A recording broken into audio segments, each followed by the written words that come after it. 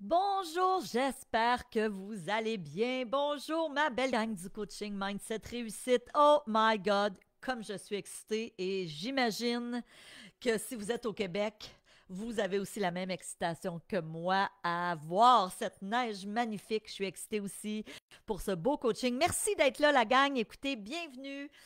Pour ceux et celles qui ne me connaissaient pas, je me présente. Je suis Stéphanie Milo, fondatrice du programme Mindset Réussite et aussi du programme Imo Réussite. Donc, si vous êtes avec nous aujourd'hui, peut-être que vous me suivez depuis un petit moment pour l'immobilier.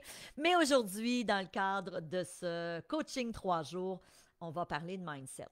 Donc, écoutez, je vais juste aller voir avant si je vous retrouve sur Facebook. Je veux juste être sûre que je suis à la bonne place parce que ça m'est arrivé l'autre fois de faire un live puis je n'étais pas pantoute à la bonne place.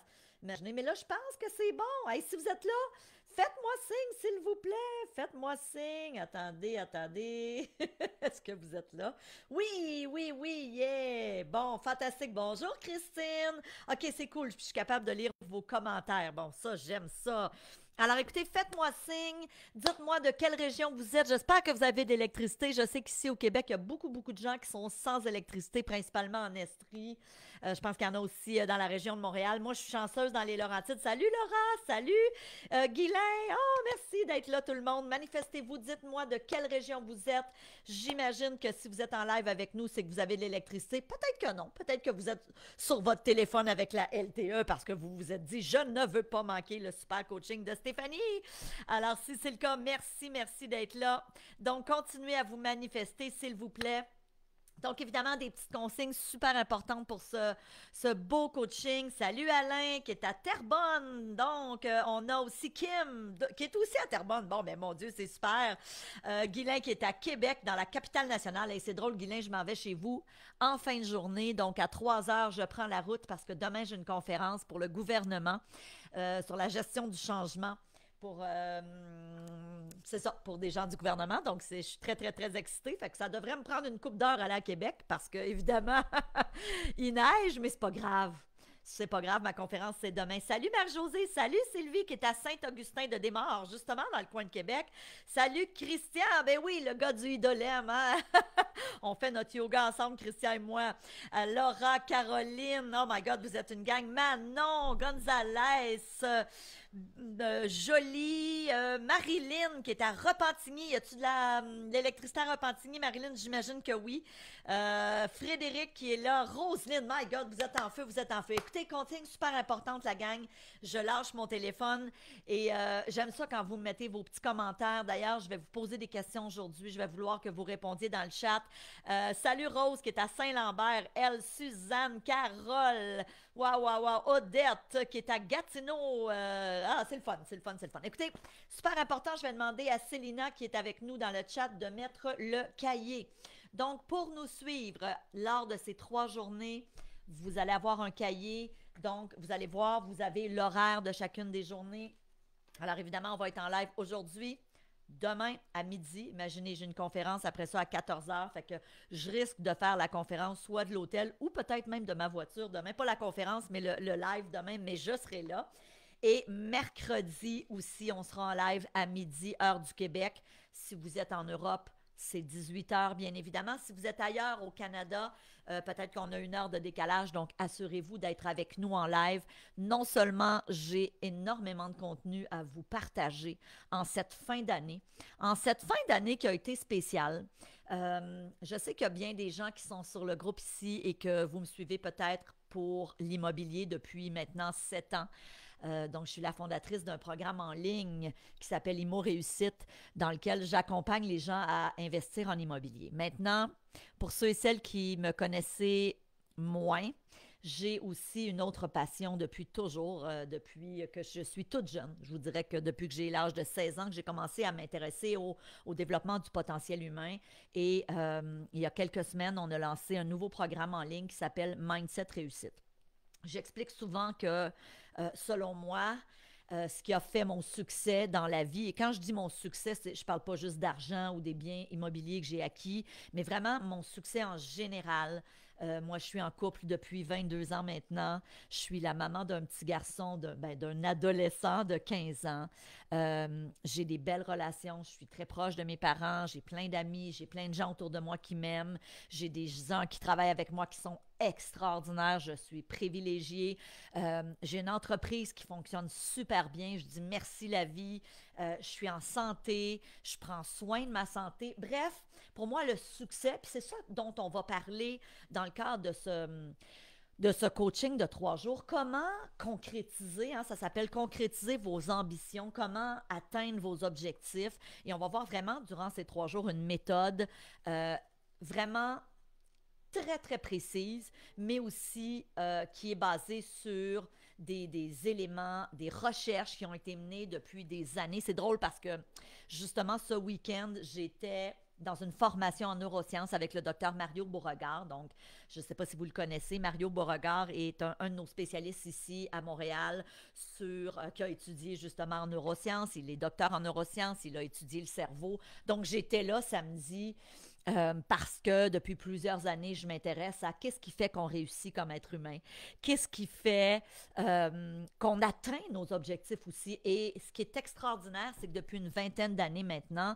il y a énormément de recherches qui sont menées en neurosciences. On comprend dorénavant comment l'humain fonctionne, on comprend comment notre cerveau fonctionne, on comprend pourquoi certaines personnes arrivent à justement se fixer des objectifs et à persévérer et à ne pas lâcher, hein, parce que c'est souvent ça le défi. On se fixe un objectif, quel qu'il soit, que ce soit un objectif d'atteindre un poids idéal, que ce soit un objectif financier, que ce soit un objectif je sais pas moi, de participer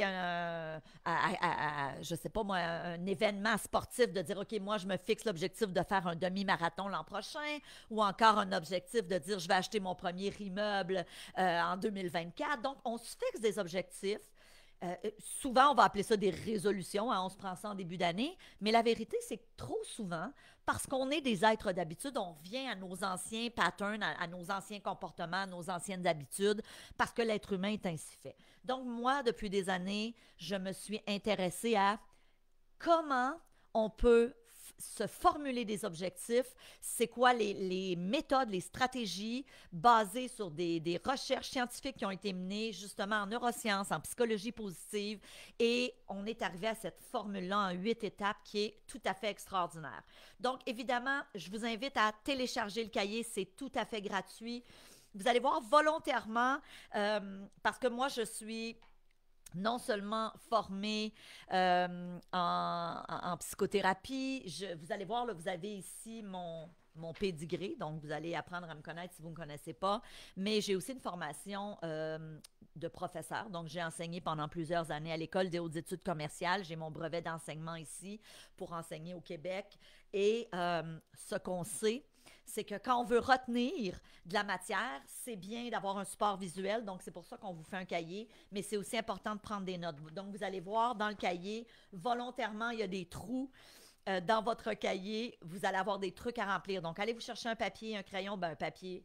Imprimez idéalement votre document et allez vous chercher un crayon pour être capable de remplir les mots qui sont manquants. Évidemment, si vous n'avez pas le temps de prendre un mot, on ne se stresse pas, le live va rester sur le groupe pendant quelques jours. Maintenant, c'est important quand vous pouvez être en live avec nous, s'il vous plaît, soyez là parce que j'ai des petites surprises pour vous, les gens qui assisteront aux 3 jours en live. Donc, c'est vraiment important là, de me mettre dans les commentaires que vous étiez en live. Si vous êtes là en replay, écrivez-moi aussi replay. Donc, j'aurai un tirage que je vais faire mercredi. Pour les gens qui ont été là les 3 jours en live, j'aurai aussi un tirage pour les gens qui auront écouté les 3 jours, même si vous étiez en replay. Donc, je vous garde la surprise. Donc, ça sera mercredi au jour 3.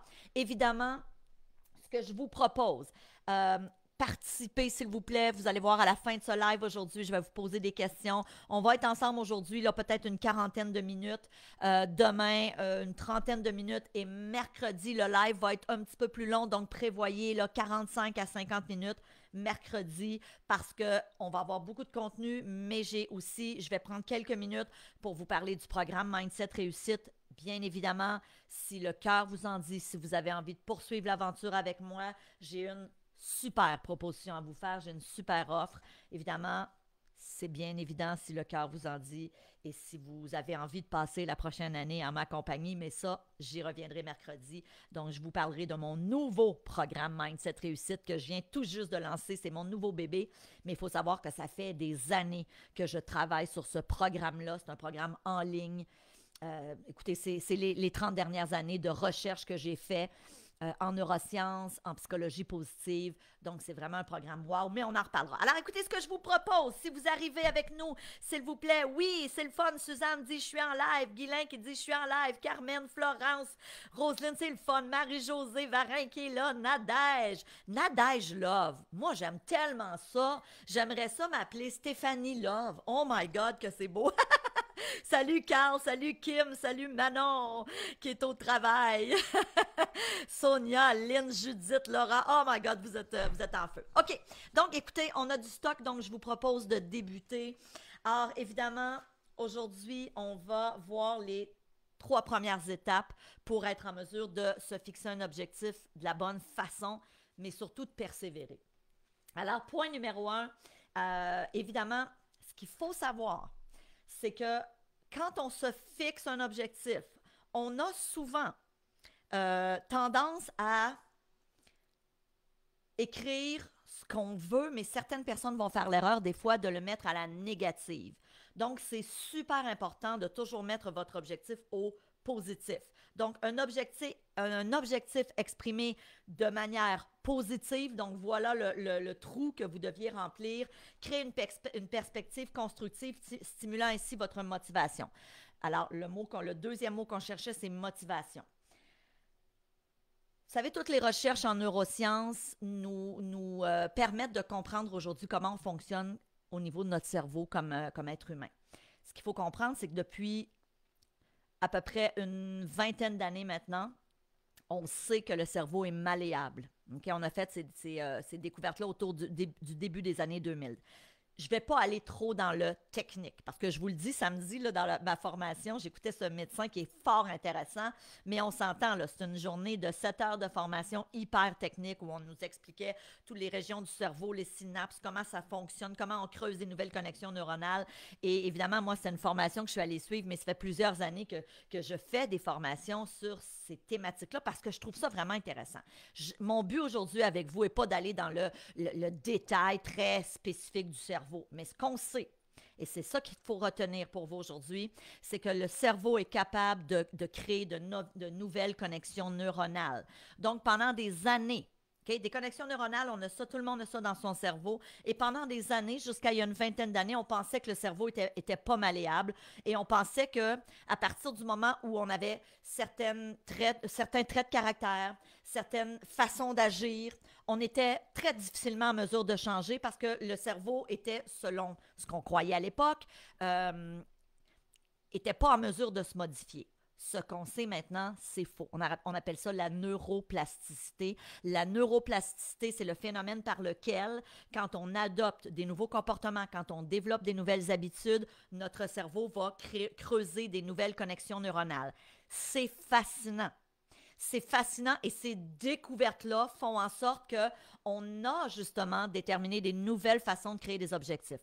Peut-être que vous avez déjà entendu à l'époque la fameuse façon de se créer des objectifs qui était ce qu'on appelle la méthode SMART. Donc, on se fixe un objectif. Alors là, c'est un acronyme SMART pour spécifique, mesurable, atteignable. Donc, chaque lettre avait une spécificité et on se fixait des objectifs dans ce sens-là. La méthode SMART, à mon sens, elle n'est pas mauvaise, mais elle a certains angles morts. Elle oublie certaines choses. Et c'est pour ça que j'ai décidé de faire ce coaching 3 jours.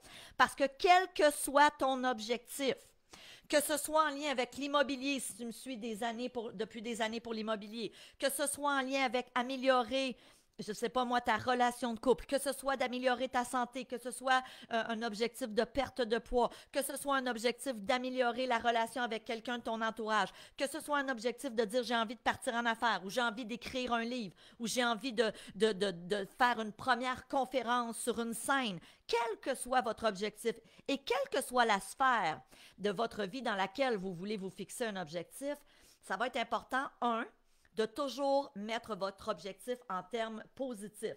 Je vous donne des exemples ici. Un objectif formulé négativement. Je vais arrêter de manger des sucreries et de la malbouffe.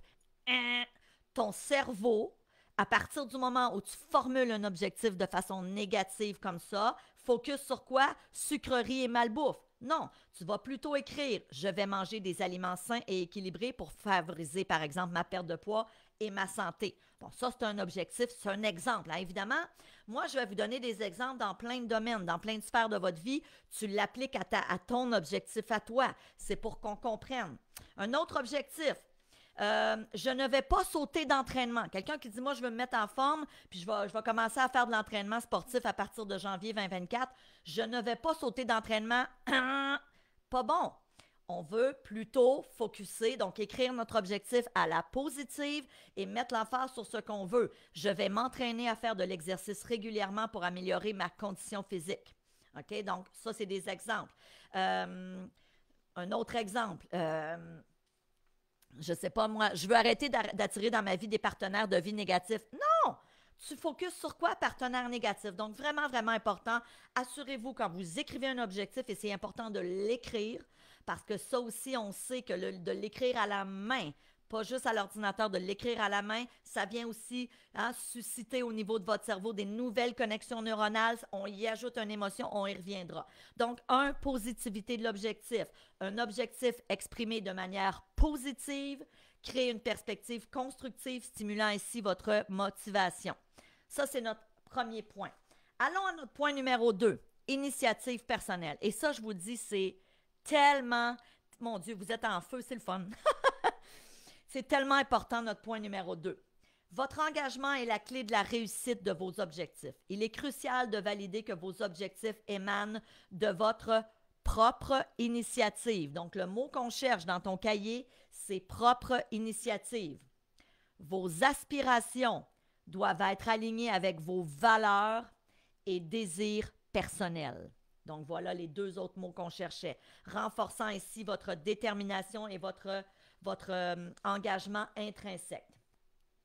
Vous savez, quand je dis ça doit émaner d'une initiative personnelle, pendant des années, moi, ce qu'il faut savoir, là, pour ceux et celles qui ne me connaissaient pas beaucoup, pendant plusieurs années, j'ai eu une clinique de psychothérapie dans la région de Laval, ici au Québec. Donc, j'ai aidé des gens en un à un. Et évidemment, une de mes spécialités était l'épuisement professionnel. Je travaillais aussi beaucoup avec des gens qui avaient des difficultés au niveau relationnel, au niveau du couple principalement, mais aussi beaucoup de gens venaient me voir parce qu'ils avaient des objectifs, ils avaient des rêves, puis ils n'y arrivaient pas. Donc, on travaillait ensemble à les aider à atteindre leurs objectifs. Et ce que j'ai réalisé, c'est qu'une erreur qui est souvent commise par les gens, bougez pas, je prends un petit document ici, c'est que souvent les gens arrivaient dans mon bureau en me disant « Stéphanie, j'ai tel objectif ». Mais quand je leur posais la question « Ça vient d'où ce désir-là d'atteindre ton objectif ?» Souvent, je me rendais compte que oui, il y avait une certaine part de « OK, j'ai envie de », mais des fois, ça pouvait venir de l'entourage. Donc, un exemple que je me rappellerai toujours, j'ai une dame qui vient me voir un jour et qui me dit « Stéphanie, je veux me remettre en forme pour l'été, je veux perdre du poids. J'ai des soucis dans ma vie de couple, ça va pas super bien, j'aimerais reconquérir mon conjoint. » Bon. Alors, évidemment, au fil des rencontres, je me rends compte que cette femme-là, la vérité, c'est qu'elle est bien comment elle est bien dans son corps, elle est bien avec elle-même. Mais là, elle s'est fixé cet objectif-là parce que son mari est allé lui faire des commentaires sur son poids. Bon, pas très délicat, vous allez me dire, puis je suis tout à fait d'accord avec vous, mais c'est ça.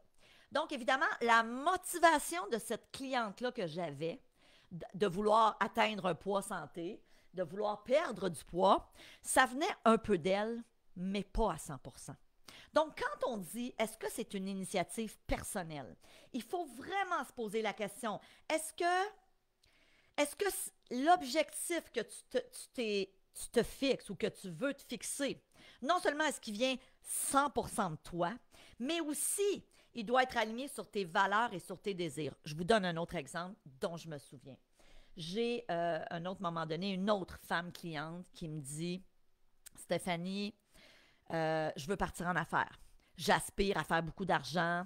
Je suis tannée de mon emploi. Donc, je veux partir une business.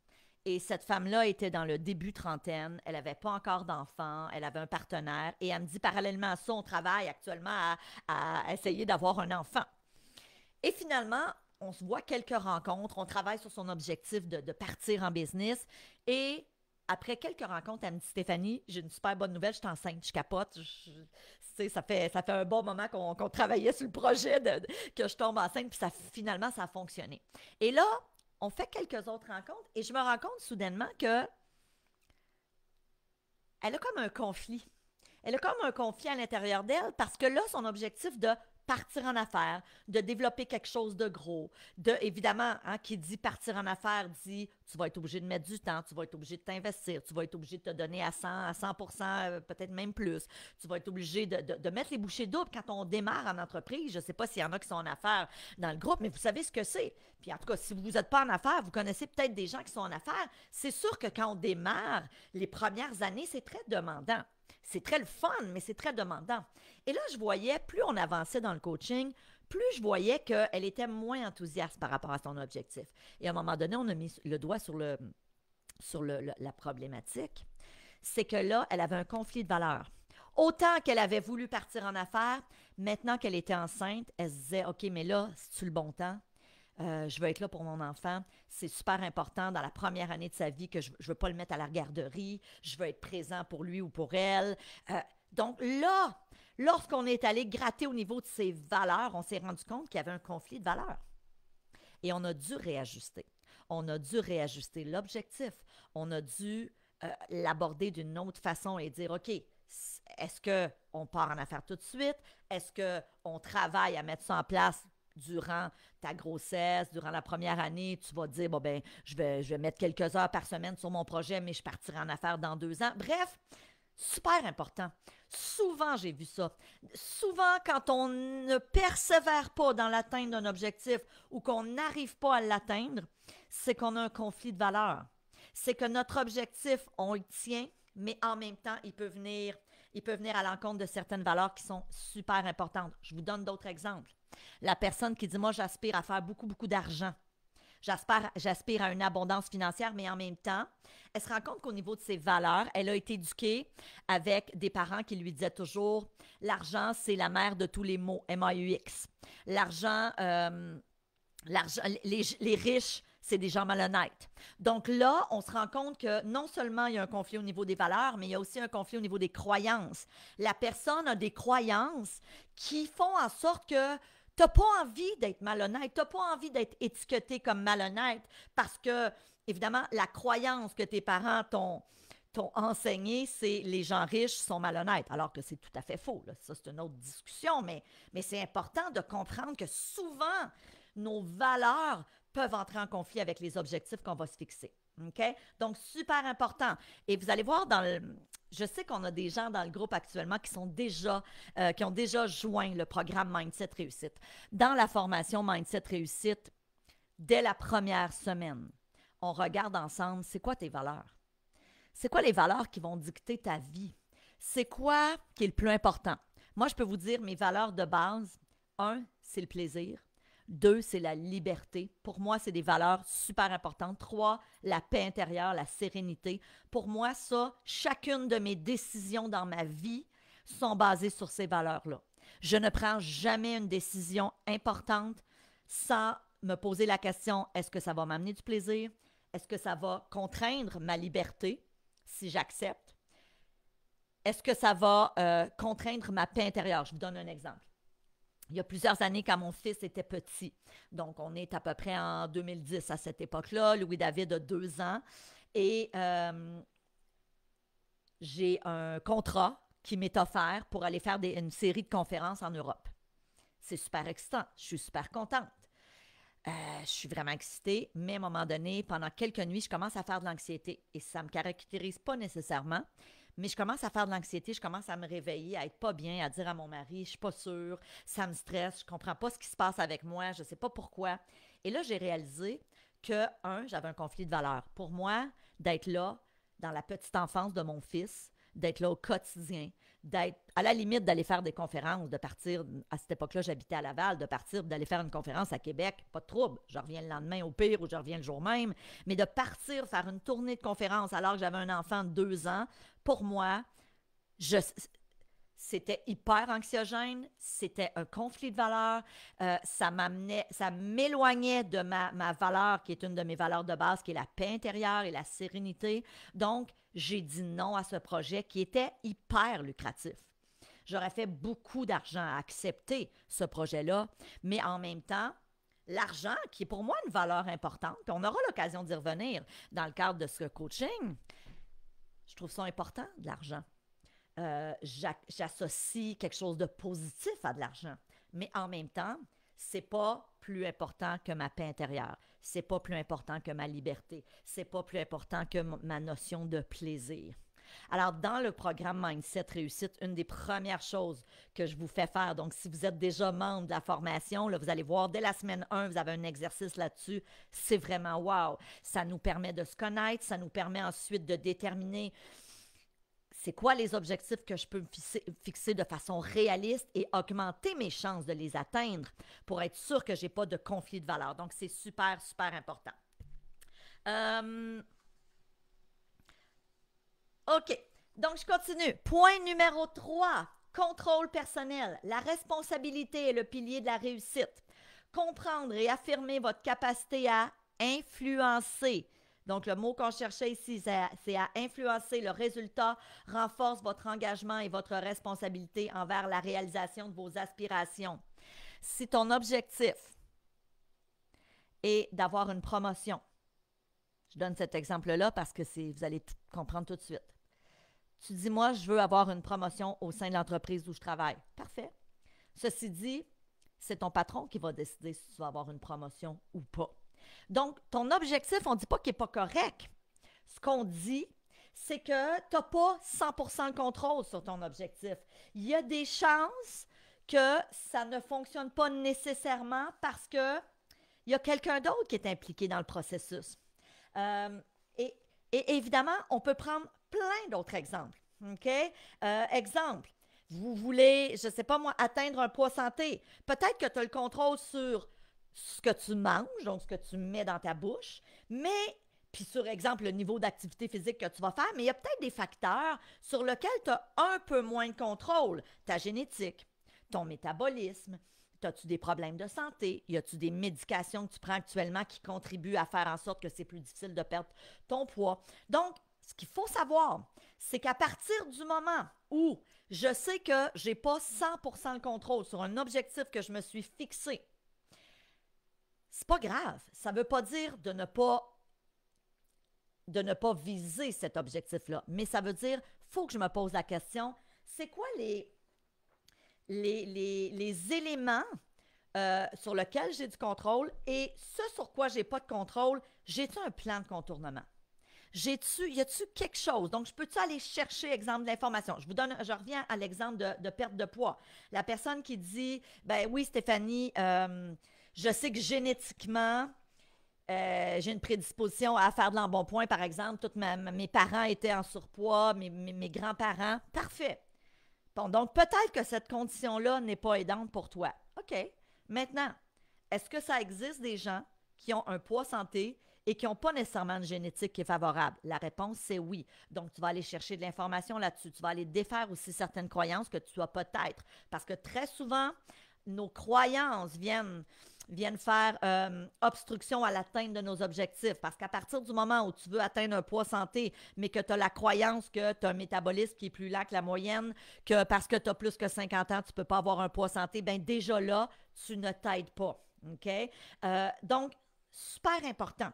Est-ce que mon objectif que je me suis fixé ou que je désire me fixer, est-ce que j'ai le plein contrôle? Et s'il y a certains éléments sur lesquels je n'ai pas le contrôle, qu'est-ce que je peux faire? C'est quoi mes plans de contournement? C'est quoi mes plans B, mes plans C? OK? Super important. Je vous donne un autre exemple. Actuellement, je viens de terminer un livre qui va sortir en 2024 sur mon parcours d'investisseuse immobilier et aussi sur toutes les stratégies à mettre en place. Donc, ça va être le premier livre que je publie sur l'investissement immobilier. Et la semaine dernière, Puis ça fait longtemps là, que je travaille dessus, puis je l'avais comme mis de côté. Puis moi, je suis une fille qui est beaucoup dans...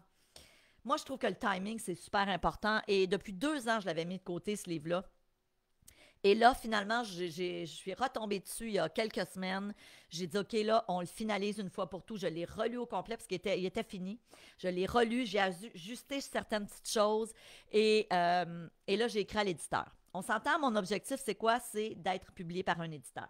J'avais un éditeur en tête, voire deux. L'objectif, être publié par un éditeur. Ceci dit, on s'entend, là, je n'ai pas le plein contrôle là-dessus. Là, j'ai été chanceuse. J'ai écrit à mon éditeur, j'ai déjà écrit plusieurs livres sur le stress, les émotions, etc., etc. Je suis l'auteur, ça va être mon 7e livre là, que je vais publier. Mais c'est le premier en immobilier. Et l'éditeur que je souhaitais, tout de suite m'a répondu, Michel Ferron, des éditions Un Monde Différent, en me disant, Stéphanie, ça va nous faire plaisir de te publier. J'ai déjà publié avec lui dans le passé, pas sur l'immobilier, mais Michel savait que j'étais dans le domaine, évidemment.